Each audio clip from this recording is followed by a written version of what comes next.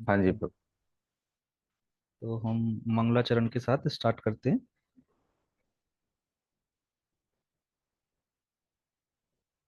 ओम अज्ञानतिमिरान्धस्य ज्ञानाञ्जनशलाकया चक्षुरुन्मीलितं येन तस्मै श्रीगुरुवे नमः।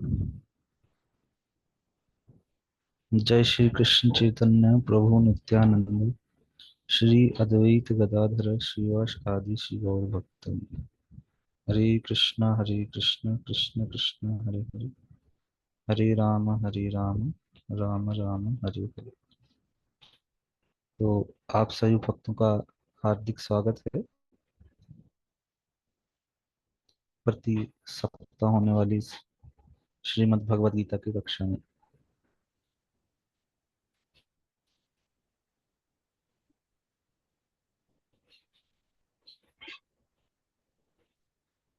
हम 10वें अध्याय के 9वें श्लोक तक पढ़ चुके हैं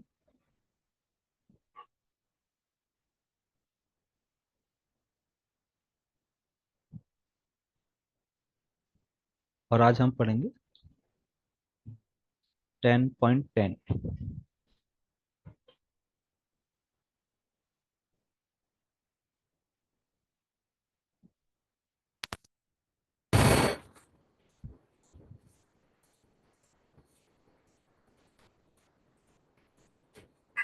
इस श्लोक में 10वें श्लोक में भगवान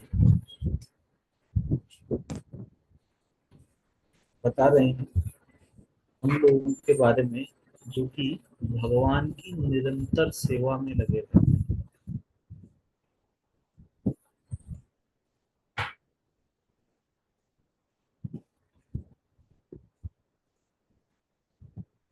और केवल सेवा में नहीं बल्कि प्रेम पूर्वक सेवा में।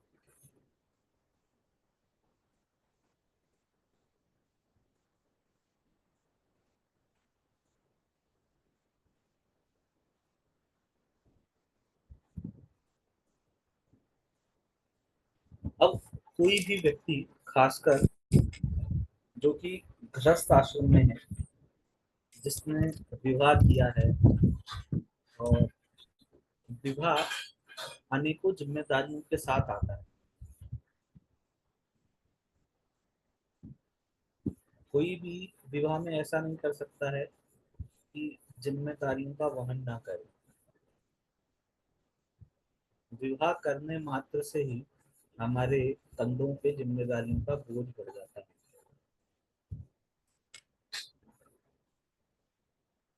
अगर पुरुष हैं तो पत्नी का, माता पिता का, बच्चों का, इन सब का फाइनेंशियल सपोर्ट एक पुरुष को करना होता है, प्रभु जी को करना होता है। और वहीं माताओं को देखा जाता है, जो माताएं हैं उन्हें अनेक प्रकार के घर के कार्यों को संभालना होता है। नाते रिश्तेदारों के साथ संबंध मधुर बना के रखने पड़ते हैं। पति को, बच्चों को, सास ससुर को, इन सबको इमोशनल सपोर्ट देना होता है।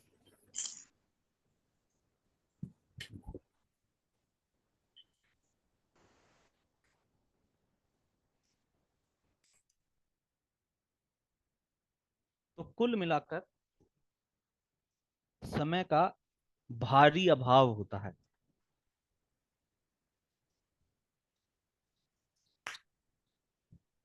और जिसके पास समय ही ना हो,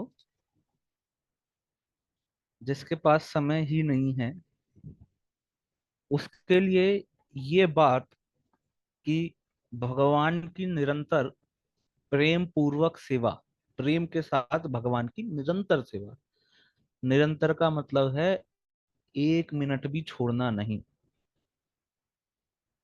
कंटिन्यूअस।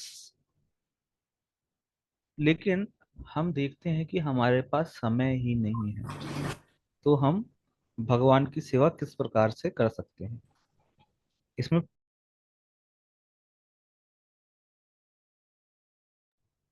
इसमें प्रैक्टिकल एप्लीकेशन क्या होगा निरंतर का?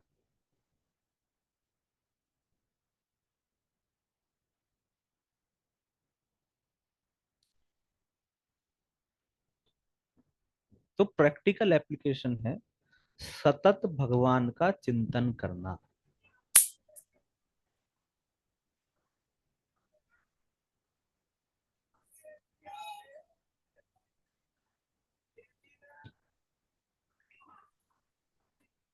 अब कोई माता ऐसा हो सकता है कि खाना पका रही हो या कुछ अन्य कार्य कर रही हो, लेकिन मन में भगवान का स्मरण उनको बना रह सकता है। हरे कृष्ण महामंत्र का उच्चारण मन मन में उनका चलता रहेगा, या भगवान की या भगवान की किसी भक्त की कोई विशेष लीला उनको स्मरण में रहेगी।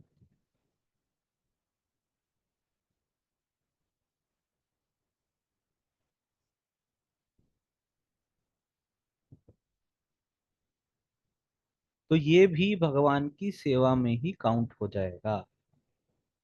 और दूसरी बात, रिश्ते, परिवार नाते, पति पत्नी, पुत्र पुत्री, जितने भी ये हैं, हम इनको जिम्मेदारी, अपनी जिम्मेदारी ना समझें, अपितु भगवान की जिम्मेदारी समझें।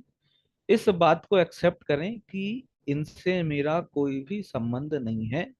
वास्तव में मेरा संबंध इनसे ये है कि ये भगवान के एक जीव हैं जिनकी जिम्मेदारी भगवान ने मुझे दी है।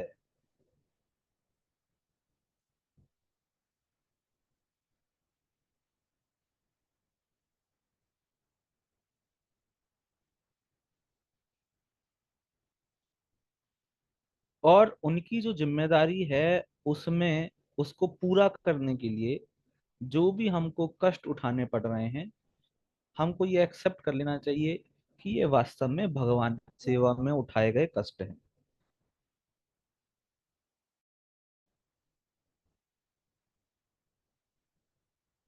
जब हम ऐसा मान लेंगे तो फिर हमारी जितनी भी जिम्मेदारियां हैं वो सभी भगवान की सेवा में परिणत हो जाएंगी।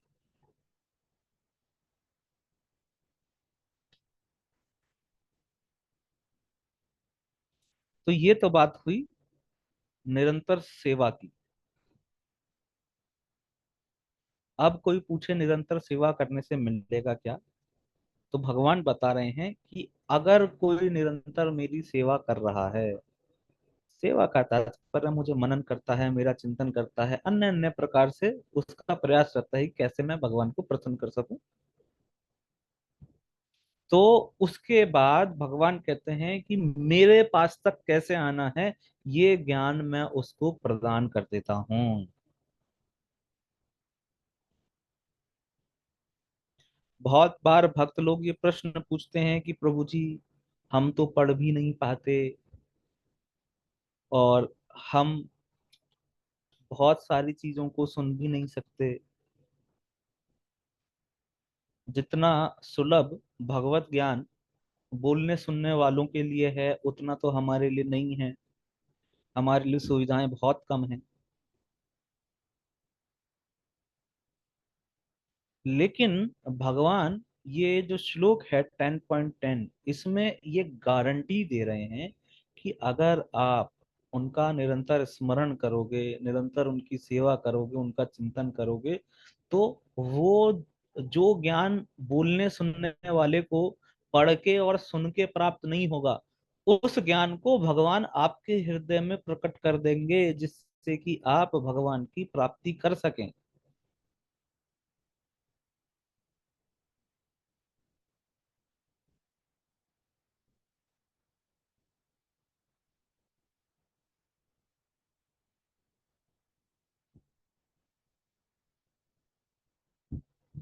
ये जो भगवत प्राप्ति का ज्ञान है, भगवान को प्राप्त करने की जो विद्या है, ये साधारण भौतिक विद्या जैसी नहीं है जिसको स्कूल में जाके पढ़ने से ही आते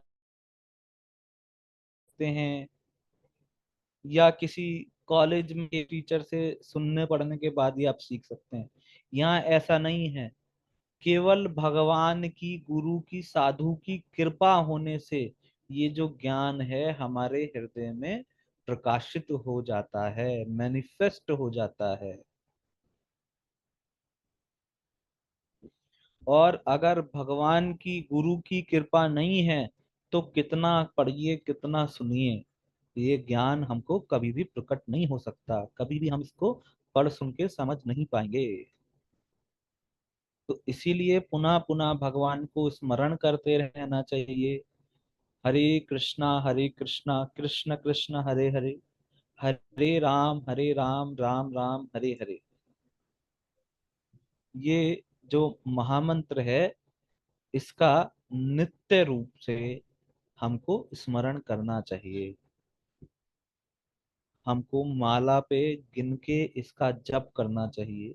ये भगवान की डायरेक्ट सेवा है और सबसे आसान सेवा है, जिसमें ना कोई रुपया लगेगा ना पैसा लगेगा।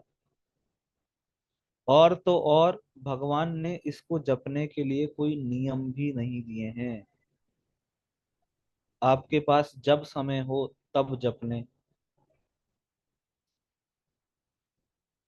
कई बार लोग कहते हैं प्रभु जी हम तो मांस खाते हैं या हम तो प्याज लहसुन खाते हैं, तो हम कैसे भगवान का नाम जपें? नहीं, भगवान ने वो नियम भी नहीं दिया। आप अगर कोई ऐसा आचरण भी कर रहे हैं जो कि भक्ति में ठीक नहीं है, तब भी भगवान का नाम स्मरण करने की, भगवान का नाम जपने की आपको क्वालिफिकेशन दी जाती है। भगवान का नाम शुद्ध करने वाला है।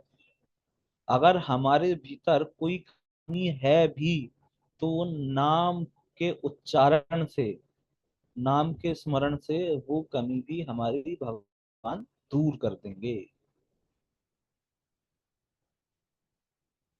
तो इसीलिए अगर आप सब चाहते हैं कि आपके हृदय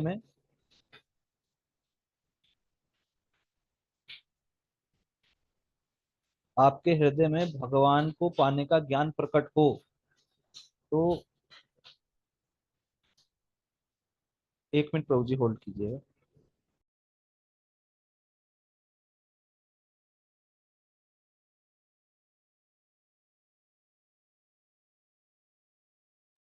हरे कृष्ण, हरे कृष्ण। तो भगवान का अगर हम ज्ञान चाहते हैं तो इसलिए हमको भक्ति करनी पड़ेगी। ये सबसे सरल साधन है। भगवान से प्रार्थना करने से, भगवान का नाम उच्चारण करने से भगवान की हमको प्राप्ति हो जाएगी। आप बताइए, क्या इससे आसान कोई भी साधन आपको प्राप्त होगा संसार में?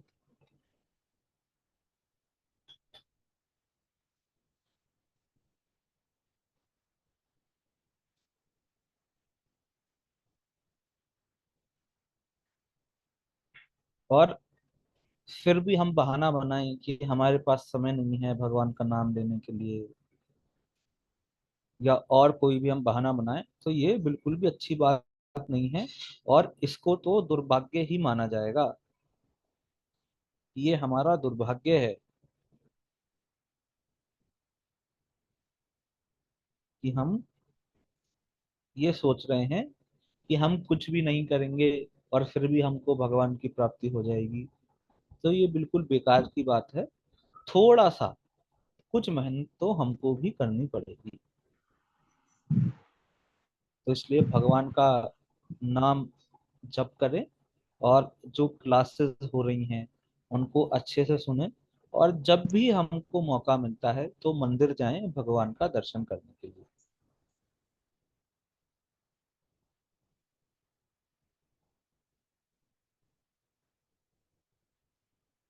और भगवान अगले श्लोक में 10.11 में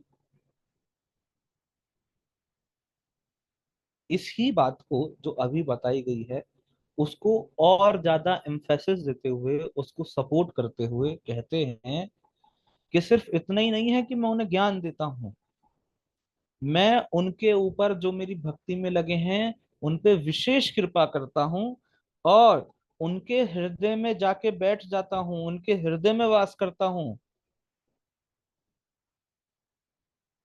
जो भक्त भगवान का नाम लेते हैं अच्छे ढंग से, भगवान उनके हृदय में जाके बैठ जाते हैं। और भगवान कहते हैं कि मैं उनके हृदय में जाके ज्ञान का दीपक जला देता हूँ।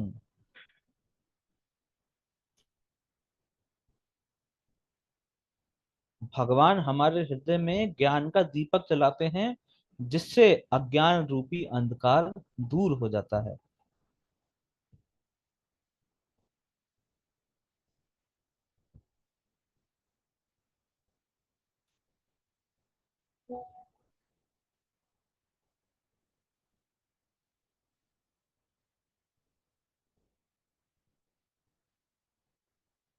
भगवान हमारे लिए सब कुछ करने को तैयार हैं। उन्होंने बड़ी बड़ी प्रतिज्ञा ली है कि मैं अपने भक्तों का साथ कभी नहीं छोड़ता हूँ। लेकिन समस्या भगवान की तरफ से नहीं है, समस्या हमारी तरफ से है कि ऐसे भगवान की सेवा भी हम नहीं करते हैं।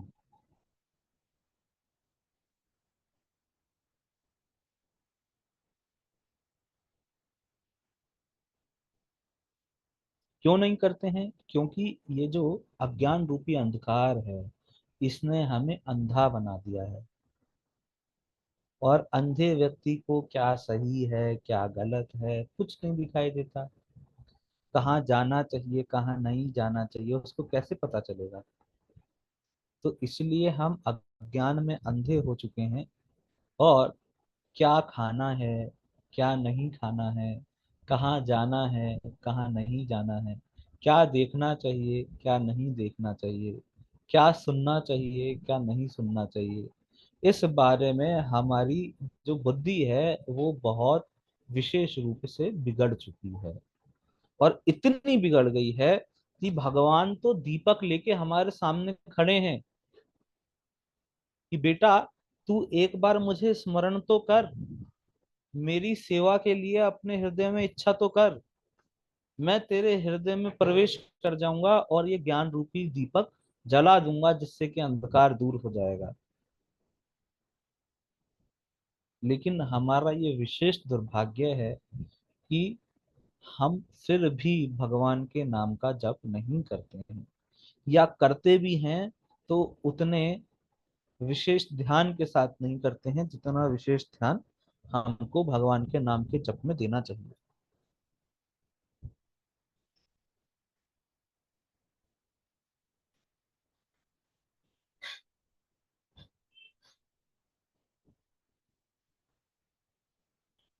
अब ये 8वें श्लोक से लेके और जो 11वें श्लोक तक की हमने चर्चा की है, इसे 4 श्लोक वाली भगवत गीता भी कहते हैं।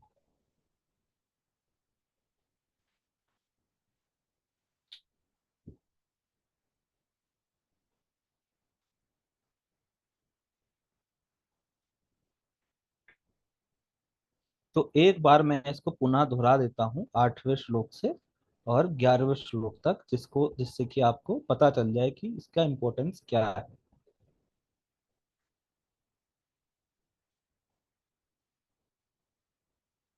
तो पहले 8वें श्लोक में भगवान बताते हैं कि मैं समस्त आध्यात्मिक तथा भौतिक जगत का कारण हूँ।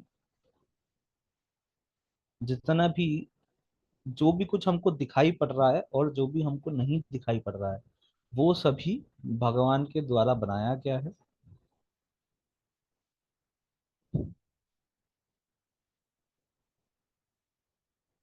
और सभी कुछ भगवान से उद्भूत है, मतलब भगवान से ही निकला है। सभी कुछ जो भी हम कुछ देख रहे हैं भगवान से ही निकला है।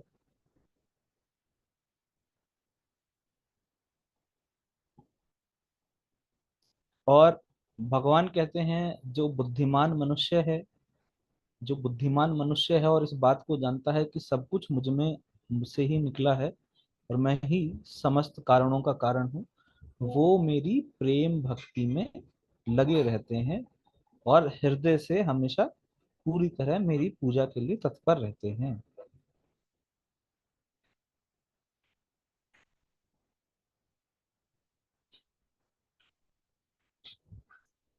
फिर नौवें श्लोक में, नवम श्लोक में भगवान बताते हैं कि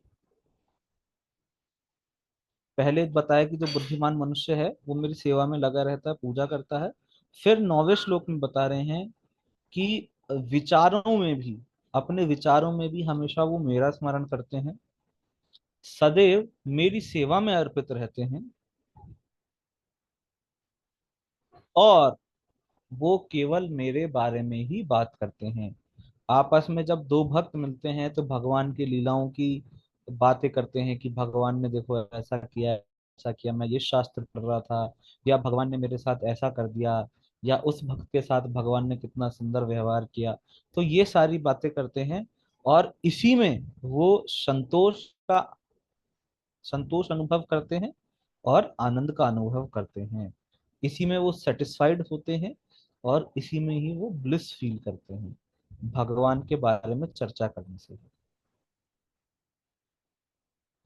फिर 10वें श्लोक में हमने अभी सुना कि जो भगवान की सेवा निरंतर करते हैं, कांस्टेंट सर्विस करते हैं, लविंग डिवोशनल सर्विस करते हैं, उनको भगवान खुद से ज्ञान प्रदान करते हैं उनके हृदय में, जिससे कि वो भगवान तक जा सकें।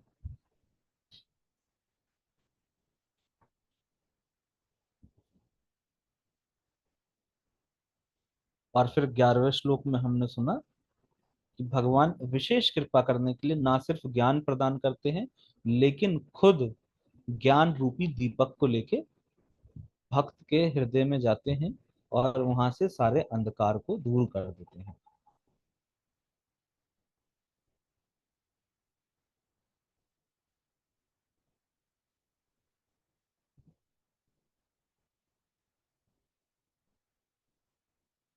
फिर आगे 12वें और 13वें श्लोक में,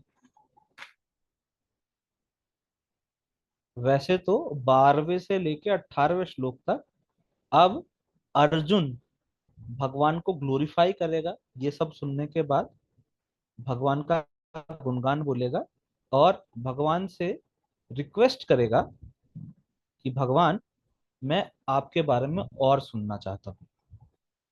तो ये 5 श्लोक हम ध्यान से सुनेंगे, और प्रयास करूंगा कि मैं आज ही इनको पूरा कर लें।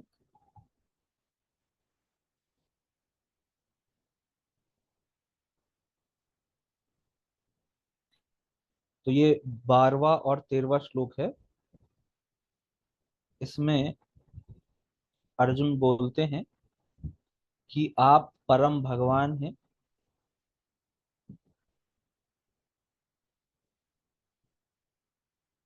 आप परम धाम हैं। जैसे तीर्थ स्थान वगैरह हम जाते हैं तो भगवान परम धाम है।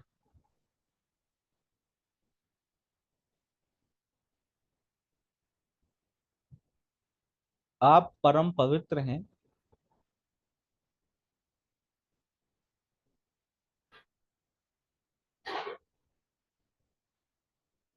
आप परम सत्य हैं,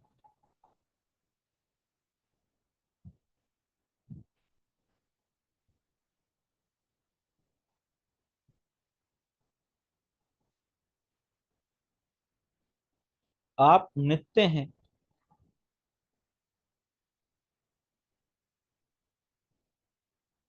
नित्य का मतलब हमेशा के लिए।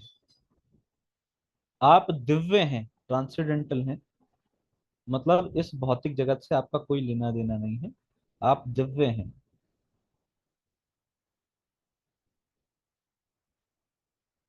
आप आदि पुरुष हैं, मतलब सबसे पहले केवल आप ही थे।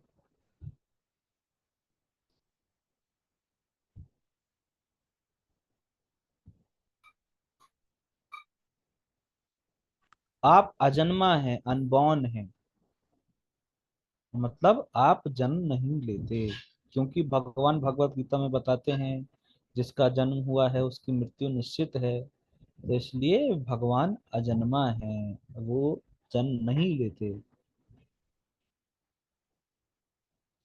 और महानतम है, मतलब महान से भी महान,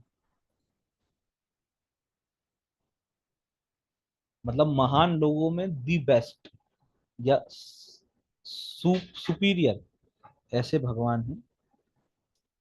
और वो कहते हैं अर्जुन कि ऐसा नहीं है कि ये कोई मैं आपका मित्र हूं इसलिए सोच रहा हूं, या आपसे मैंने इतनी सारी बात सुनी है मैं इसलिए कह रहा हूं। वो बोलते हैं कि नारद,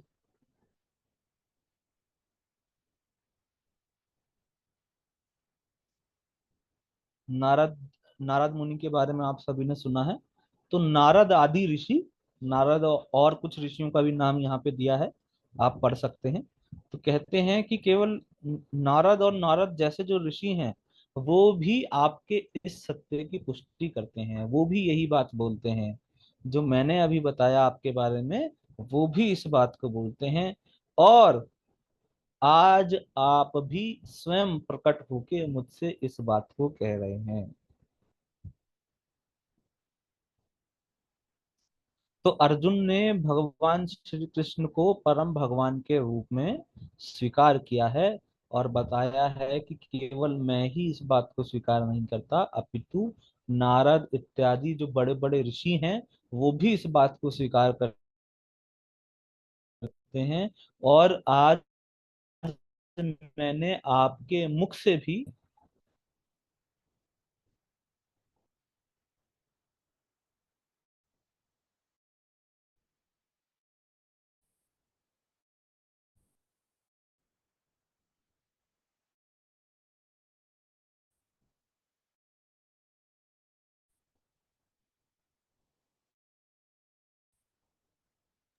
प्रभु जी माफ करना, आपकी आवाज तो कट रही है, मेरे को तो सुनाई नहीं दे रहा कुछ भी।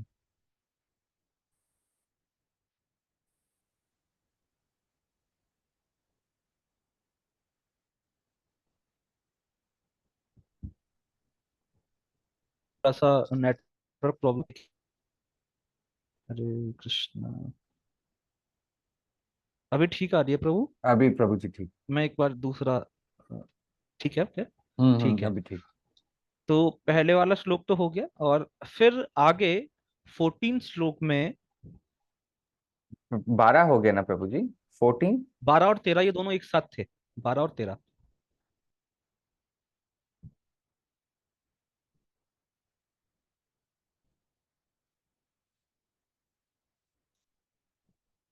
फिर आगे 14 श्लोक में अर्जुन कहते हैं कि हे कृष्ण, आपने मुझसे जो भी कुछ कहा है उसे मैं पूर्ण सत्य मानता हूँ। मतलब आप जो भी बात कह रहे हैं मैं उसको स्वीकार करता हूँ, मुझे इसमें कोई भी संशय नहीं है, इसमें कोई भी डाउट मुझे नहीं है, जो भी बात आपने कही है। लेकिन देवतागण और असुरगण, मतलब जो देवता हैं और जो असुर हैं, ये भी वास्तव में आपके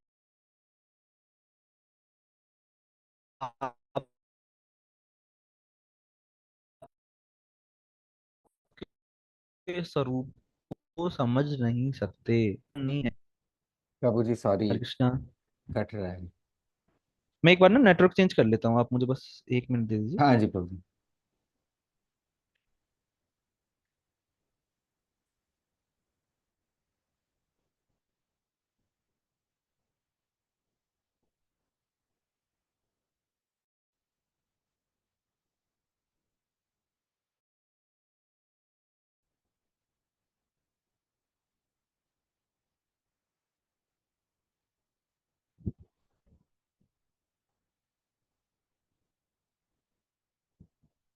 हरे कृष्णा। अब ठीक है ना प्रभु? हाँ जी प्रभु जी अब ठीक है। हाँ। फिर आगे 14 श्लोक में कह रहे हैं, मैं तो आपने जो भी कुछ कहा है मैं उसको पूर्णतः सत्य मानता हूँ। प्रभु जी थोड़ी वॉइस तो इसमें अजीब हो गई वॉइस।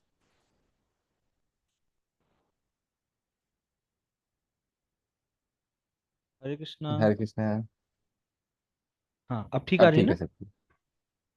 हाँ। तो वो कहते हैं कि मैं तो जो भी कुछ आपने बोला है मैं उसको बिल्कुल पूर्ण सत्य मानता हूँ, स्वीकार करता हूँ कि ये बात सच है। लेकिन देवता गण और असुर गण भी आपके स्वरूप को नहीं समझ सकते।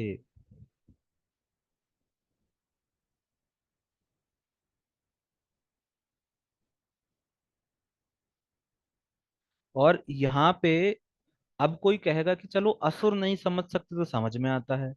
जो डेमोनिक नेचर के हैं, जो भगवान में विश्वास नहीं रखते, शास्त्र आदि अध्ययन नहीं करते, गलत कार्य करते हैं, वो भगवान को ना समझें तो समझ में आता है। लेकिन देवता भगवान को नहीं समझते, ये तो बहुत कंफ्यूजिंग स्टेटमेंट है। तो यहाँ पे अर्जुन के कहने का तात्पर्य ये है कि भगवान की कृपा से ही भगवान को समझा जा सकता है। ऐसा नहीं है कि कोई बस अच्छे कार्य कर ले या कोई कुछ पढ़ लिख ले तो उससे भगवान को समझ लिया जाएगा। ऐसा पॉसिबल नहीं है। जब तक भगवान की या भगवान के भक्त की कृपा आपके ऊपर नहीं होगी, तो भगवान को समझा नहीं जा सकता। इसलिए उन्होंने देवताओं का भी नाम दिया है।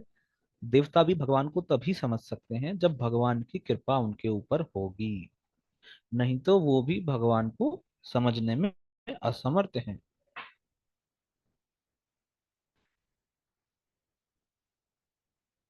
फिर आगे 15वें श्लोक में वो बोलते हैं कि हे परम पुरुष, मतलब पुरुषों में सर्वश्रेष्ठ, हे सबके उद्गम, cause of all the causes, हे सभी प्राणियों के स्वामी,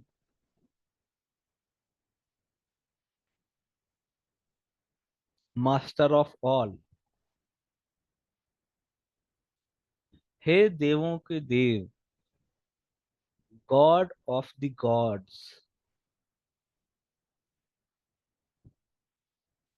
हे ब्रह्मांड के प्रभु, लॉर्ड ऑफ द यूनिवर्स।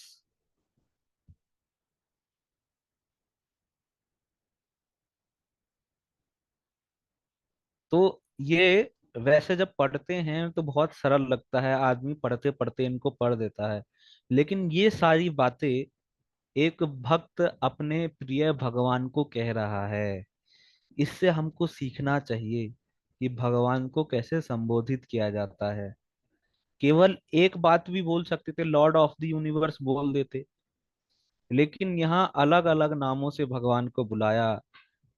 हे परम पुरुष, पुरुषों में सर्वश्रेष्ठ, हे सबके उद्गम, कॉज ऑफ ऑल कॉजेज, हे समस्त प्राणियों के स्वामी, master of the all living beings, हे देवों के देव, गॉड ऑफ द गॉड्स, और हे ब्रह्मांड के प्रभु, लॉर्ड ऑफ द यूनिवर्स। तो कितना कितना जो है प्रेम भगवान के प्रति दिखा रहे हैं कि मतलब भगवान मैं किस मुख से आपके बारे में बताऊं। ये भी बात है ना, किस मुख से मैं आपके बारे में बोलूं। कि एक तरीके से ये भी समझा जा सकता है कि अर्जुन समझ ही नहीं पा रहे हैं कि मैं इनको क्या बोलूं। आप देखो, धीरे धीरे धीरे धीरे करके वो अपना लेवल बढ़ाते चले गए। पहले बोला कि आप परम पुरुष हैं, सभी पुरुषों में सर्वश्रेष्ठ हैं।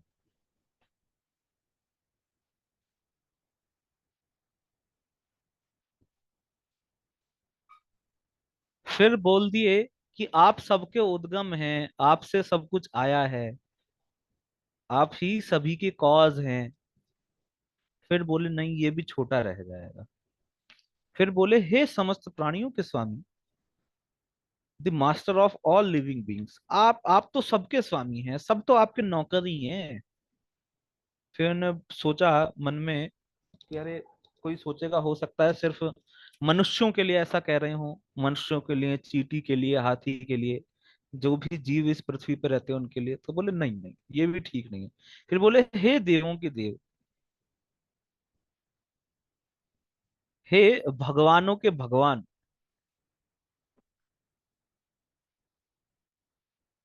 तो बोले ना, ये भी ठीक नहीं है। फिर बोल दिया लॉर्ड ऑफ द यूनिवर्स, कि मतलब जो भी कुछ दिखाई पड़ रहा है, जो भी कुछ नहीं दिखाई पड़ रहा है, उसके भगवान। और फिर भी संतुष्ट नहीं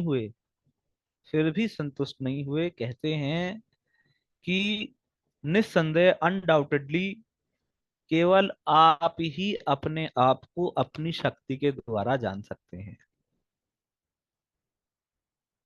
मतलब कहने का तात्पर्य यह है, भगवान को कोई जान ही नहीं सकता, केवल भगवान ही अपने आप को अपनी शक्ति के माध्यम से जानते हैं। भगवान ही भगवान को जानने वाले।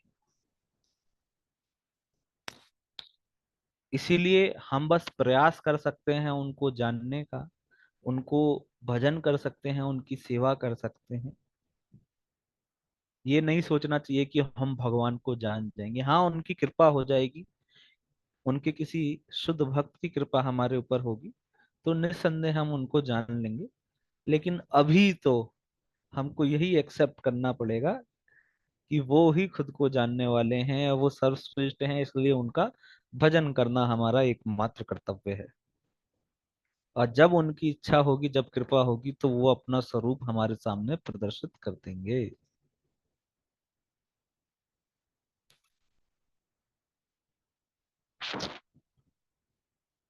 फिर आगे 16वें श्लोक में भगवान से वो कहते हैं कि हे भगवान, कृपा करके मुझे डिटेल में, है ना, विस्तार पूर्वक अपने उन दैवी ऐश्वर्यों को बताएं, अपने उन ऑपुलेंसेस को बताएं जिसके द्वारा आप इस सभी लोकों में व्याप्त हैं। मतलब भगवान हर जगह, हम कहते हैं ना कि भगवान हर जगह है, तो वो ऐसी कौन सी शक्ति है जिसके कारण आप इस पूरे के पूरे संसार में, ब्रह्मांड में व्याप्त रहते हैं।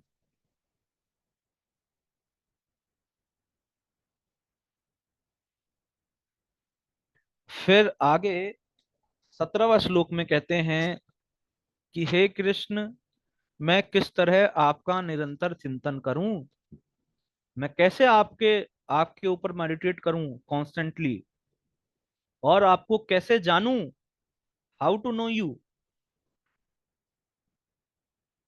और आपका स्मरण मैं किन किन रूपों में करूं, क्योंकि आप तो सभी में हो, अनेकों रूप हैं, अनेकों अवतार आपने ग्रहण किए हैं, तो मैं किस रूप में आपका चिंतन करूं, ये यहाँ पे प्रश्न पूछा गया है।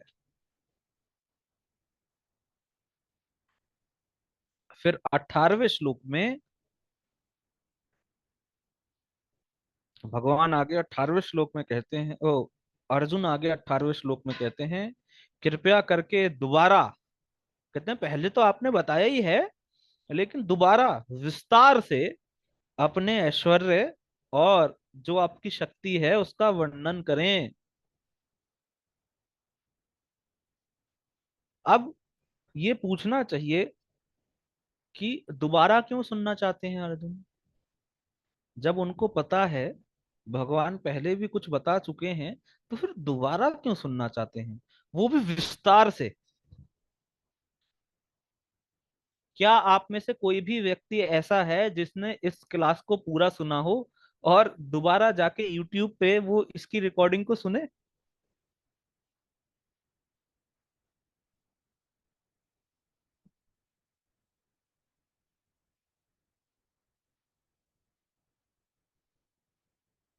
कुछ कह भक्त रहे हैं कह रहे प्रभु हैं, जी, कुछ वे कुछ भक्त। कुछ भक्त कह रहे हैं हाँ, लेकिन वास्तविक बात यह है कि बहुत कम ही ऐसे होंगे जो दोबारा सुनेंगे। एक बार ही सुनना बहुत मुश्किल काम होता है भगवान के बारे में। हम तो एक बार नहीं सुन पाते, है ना। एक बार सुनने के लिए कितना मैसेज किया जाता है, कितना फॉलोअप किया जाता है कि आइए आइए क्लास में आइए सुनिए, है ना, ऐसा होता है। दोबारा सुनने का तो मतलब प्रश्न ही नहीं उठता, ऐसी बात होती है। लेकिन ये भगवान के भक्त की क्वालिटी है जो अर्जुन खुद ही आगे बता रहे हैं इस श्लोक में। 18वें श्लोक में आगे अर्जुन कहते हैं, इसलिए दोबारा बताइए क्योंकि मैं आपके विषय में सुन के कभी तृप्त नहीं होता। मैं आपके बारे में कितना भी क्यों ना सुन लूं, लेकिन मेरे को सेटिस्फेक्शन कभी भी नहीं होता। इसीलिए वो वही बातों को दोबारा सुनना चाहते हैं, वो भी विस्तार से। कहते हैं ऊपर ऊपर से मत बताइए, डिटेल में जाके बताइए, विस्तार इसका कीजिए। और कहते हैं जितना ही मैं आपके विषय में सुनता हूं, उतना ही आपके शब्द रूपी अमृत को मैं चखना चाहता हूँ। भगवान के जो ये उपदेश हैं, भगवान की जो वाणी है, इनको अमृत बता रहे हैं और कह रहे हैं मैं बार बार इसका स्वाद चखना चाहता हूँ। तो ऐसे ही हमको समझना चाहिए कि बार बार जब भी प्रयास करें, मौका मिले, तो हमको प्रयास करना चाहिए कि हम भगवान के बारे में अच्छे से सुन लें, क्योंकि एक बार सुन के भगवान को नहीं जाना जा सकता। ठीक है, हरे कृष्णा। किसी भक्त का कोई प्रश्न है, कोई कमेंट है तो आप दे सकते हैं। सौरभ प्रभु कुछ पानी वगैरह पी लीजिए।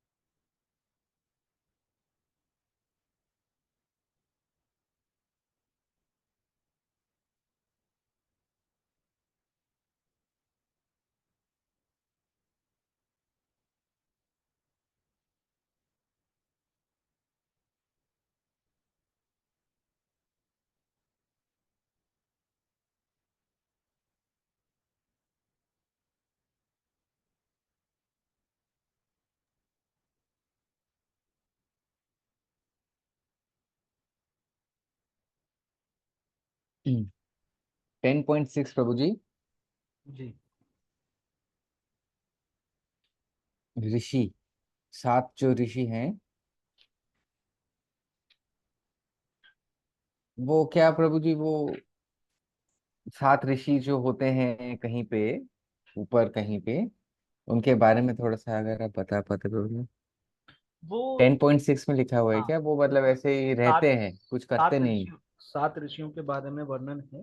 हम्म। और मतलब वहां पे नहीं लिखा हुआ कि वो क्या करते हैं, लेकिन उनके अनेकों अनेकों कार्य हैं।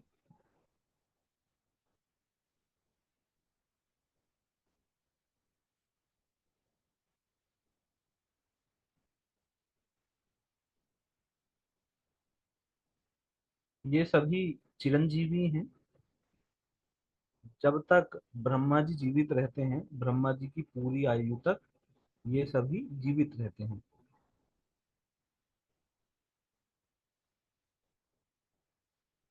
आप सबने, मेरे को लगता है, सुनी होगी, ब्रह्मा जी की आयु बहुत बड़ी है। ब्रह्म ये 4 युग, सतयुग, त्रेता युग, द्वापर युग और कलयुग, ये 4 युग हैं।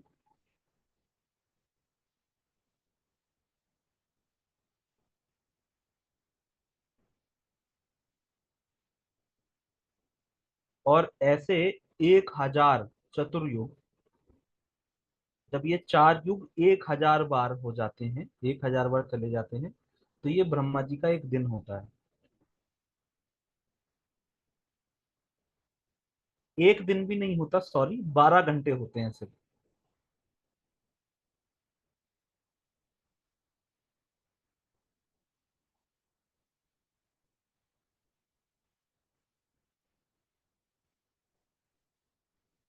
आधा दिन ब्रह्मा जी का ये है, पूरा दिन 2000 चतुर्युग मिला के होता है। और ऐसे 365 दिन ब्रह्मा जी के होते हैं, और ऐसे 365 × 100, मतलब 100 साल तक वो जीवित रहते हैं।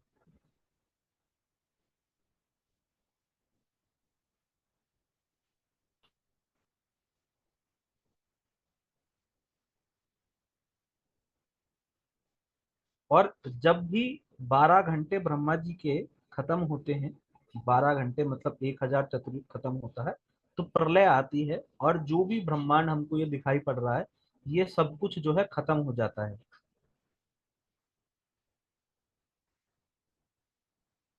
और ब्रह्मा जी सो जाते हैं।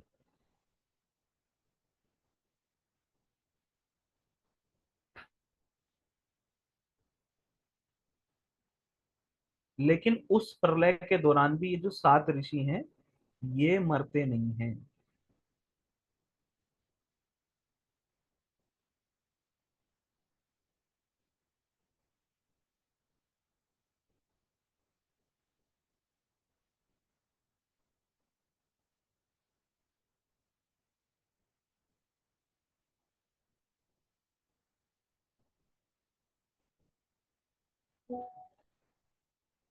तो ये 7 ऋषि हैं, और ये जो हम जो सितारे बताते हैं, ये उनका एक तरीके से समझ लीजिए कि उनका हाँ प्रभु जी, वो रिप्रेजेंटेशन। शाइन करते रहते हैं एक तरीके से। हाँ, वो और प्रभु जी एक चीज और एक है रिप्रेजेंट करते हैं। सर, प्रभु जी काफी सारे हाथ है हमारे पास, बस हाँ, आपको बता रहा तो बस था। इतना ही है, मतलब ये बहुत डिटेल्ड है, तो किसी दिन अलग क्लास लेनी पड़ेगी इन सब के लिए ना।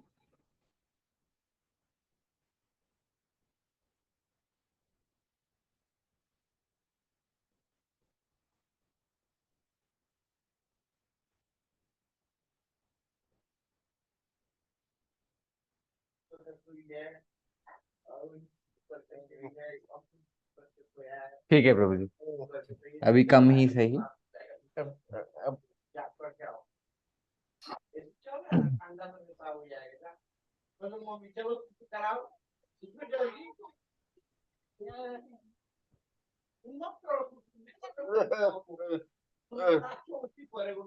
हाँ प्रभु जी, वो पूछ रहे हैं वो शाइन क्यों करते हैं।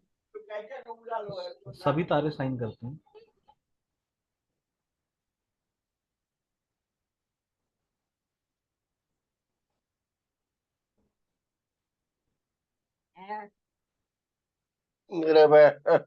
प्रभु जी जैसे मून वगैरह पे तो हमारे चंद्रयान वगैरह पहुंचा है, लेकिन वहां तक तो कुछ नहीं पहुंच पाया क्या।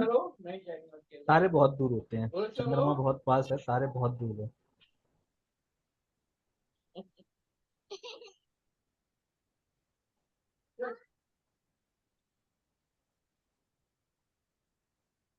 हरे कृष्णा प्रभु जी, बाकी लोगों ने से सवाल पूछा उनसे आप पूछ।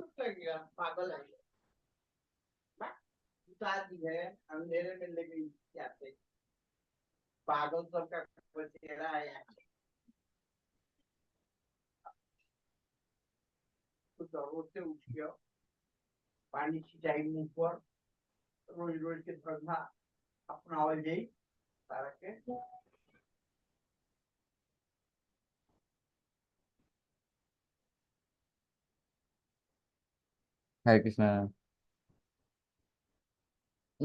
कृष्ण, आपने जैसे उसके ऑपुलेंस समझा रहे थे प्रभु जी, सब कुछ जैसे उन्हीं से है, लेकिन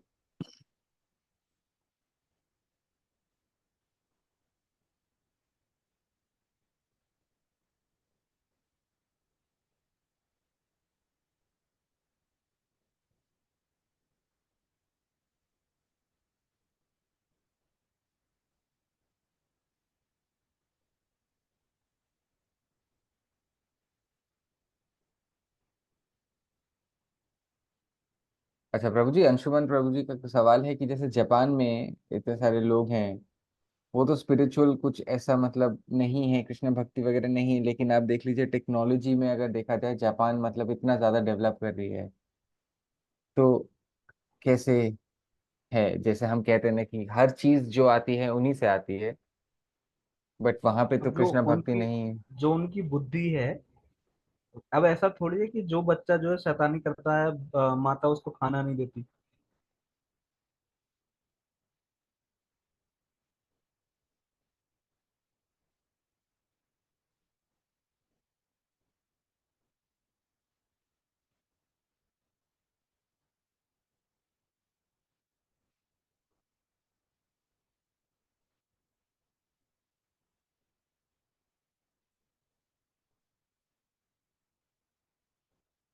सबकी जो प्रभु जी बुद्धि खाना है तो वो, देगी। जो तुम्हें वही तो बता, जो बुद्धि है वो सब भगवान से ही आ रही है सबको। भगवान ऐसा नहीं है, भगवान भगवत गीता में बताते हैं, ना मैं दृष्टि ना मैं प्रिय, कि ना तो मुझे किसी से द्वेष है, ना ऐसा है कि मुझे किसी से प्रेम है। लेकिन वो भक्तों के लिए, जो भगवान के भक्त हैं उनके लिए उनका विशेष प्रेम है। तो कोई उनको माने ना माने, फिर जो कर्म का सिद्धांत है, कर्म अनुसार जो भी जिसको मिलना चाहिए भगवान वो उसको प्रदान करते हैं। भगवान ऐसा पार्शियलिटी किसी के साथ भी नहीं करते। वो जो उसके कर्म है उसके अनुसार उसको देते हैं। जगत में रहे, जब तक रहना तब तक रहे, लेकिन जिनको मुक्त होना है उनको भगवान की भक्ति करनी पड़ेगी।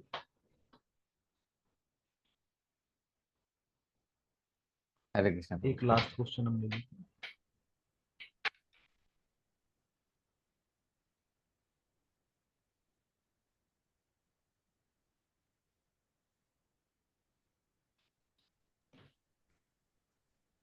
हरे कृष्ण। नमस्कार। जूम क्लास में प्रभु जी, जूम में हमारी क्लास तो होती है, तब नींद आती है प्रभु जी, पता नहीं जूम में बैठ बैठ के आंखों में उसी टाइम पे। पूरा दिन कोई दिक्कत नहीं है, एक्सेल वगैरह पे काम करती हूँ, पर जब भगवत गीता की क्लास होती है जूम पे ही बार बार, तभी नींद आती है प्रभु जी, क्या करूँ। अभी जैसे क्वेश्चन आंसर है तो एकदम अभी तो नींद नहीं आ रही, जब सेशन हो रहा होता है, अब जब हमें श्लोका के बारे में बता रहे तब बहुत नींद आती है प्रभु जी। इसमें कोई कुछ नहीं कर सकते, ये तो मतलब एक बीमारी जैसा हो गया है, सबको ही आती है ना। हाँ, बताते हैं, कुछ कह रहे हैं। लेकिन जैसे जैसे इंटरेस्ट बढ़ता चला जाएगा, जितना आप इस टॉपिक को जानेंगे, जितना विषय में हमारी जानकारी बढ़ेगी, उसी अनुपात में हमारा इसके अंदर इंटरेस्ट बढ़ जाता है। और जहाँ इंटरेस्ट होता है वहाँ पे नींद नहीं आती, ऐसा लगता है कि अरे कुछ भी छूट ना जाए। जैसे मैंने देखा है, जब लोग मूवी देखते हैं तो आंख भी नहीं झपकाते कई बार। उनको ऐसा लगता है कि आंख भी अगर झपक जाएगी तो कुछ जो है सीन मिस हो जाएगा। वो इंटरेस्ट की बात है। तो जैसे जैसे जितना हम सुनते चले जाएंगे, तो ये जो फिलॉसफी है, भगवान की जो बात है, तो इसमें हमको आनंद आने लगेगा। और फिर आप चाहेंगे भी सोना तो सो नहीं पाएंगे, इतना मधुर लगने लगेगा ये ज्ञान, कि आपका मन करेगा कि बस इसको सुनते रहें सुनते रहें। तो इसलिए जितना संभव हो सुनना चाहिए, भगवान से प्रार्थना करनी चाहिए, भगवान के नाम का जप करना चाहिए, इससे बहुत शक्ति मिलती है।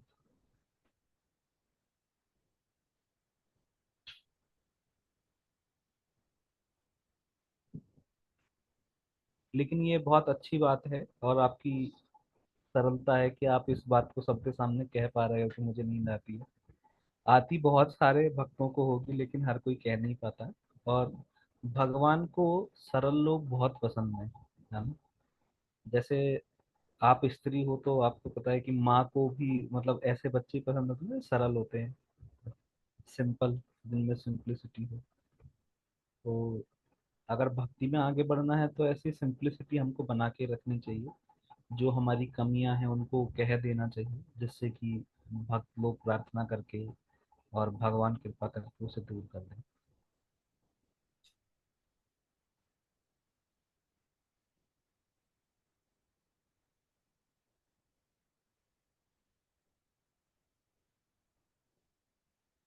ओके, हरे कृष्ण प्रभु। हरे कृष्णा। सभी भक्तों का हार्दिक धन्यवाद।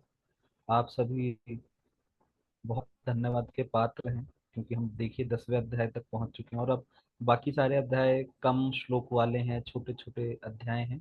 तो जल्दी ही भगवत गीता हम कंप्लीट कर लेंगे। तो ये आप सभी की वजह से हो पाया है, नहीं तो कैसे हम इतनी दूर तक आते। तो आप सभी का ध्यान से सुनने के लिए, गंभीरता से बने रहने के लिए बहुत बहुत धन्यवाद। और मैं माफ़ी भी चाहता हूँ कि हम क्वेश्चन आंसर बहुत कम ले पाते हैं। किसी दिन हम प्रयास करेंगे कभी कि एक क्लास पूरा क्वेश्चन आंसर के लिए रख सकें, तो पहले ही आप लोगों को सूचित कर देंगे, जिससे कि आप क्वेश्चन आंसर लेके आ सकें अपने। ठीक है। और सौरभ प्रभु का भी बहुत बड़ा योगदान है, बहुत अच्छे से आप लोगों को ये समझाते हैं, क्योंकि आपके प्रश्नों के माध्यम से मुझे पता चल जाता है कि ये ठीक इंटरप्रेट हो रहा है कि नहीं हो रहा है। तो इसलिए सौरभ प्रभु का भी विशेष धन्यवाद हमको देना चाहिए, कि हमारे साथ इतने समय से बने हुए हैं। सौरभ प्रभु का भी धन्यवाद। हरे कृष्णा। जगत गुरु श्रील प्रभुपाद जी की जय।